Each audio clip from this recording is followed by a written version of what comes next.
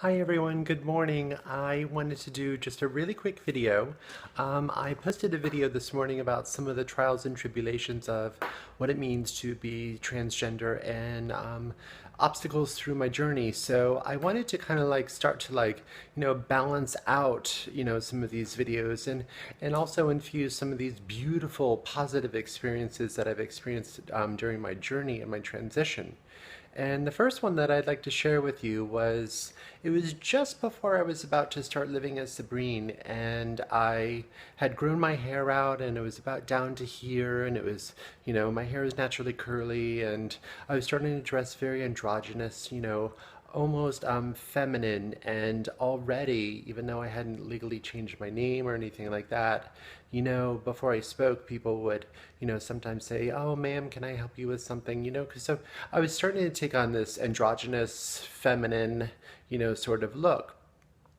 And during those times, I would really, on my days off, I would kind of like in the morning, I would go over to my favorite little breakfast place with the book that I was reading at the time. And I would sit and I would have breakfast by myself and read my book. And, all the ladies that worked there at the restaurant knew me, and it was really sweet. And, walked in and they're like, "Hi, how are you?" And, it was like someplace that everybody knows your name. So, it was really a nice time in my life, to do that on my day off. So this one particular day, I was sitting there and I was having breakfast, and I noticed this older woman was, just several booths down from me, and she was kind of watching me. And that feeling of when you feel someone's eyes on you, and I, looked over at her and made eye contact, and kind of gently and casually smiled, and she smiled back. And this continued to happen for several times throughout the meal. And, again, during this first part of my transition, I was very self-conscious, and, it was very much on my mind. What are people thinking? Have they figured it out? And, this and that. Again, so much in the mind, just way too cerebral.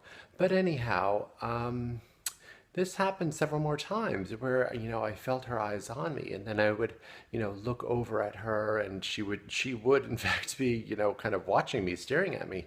And she had like just a slight smile on her face, and I wasn't really sure what her kind of like thoughts were, if she had figured it out or, just found me odd or whatever. But it almost started to make me feel uncomfortable.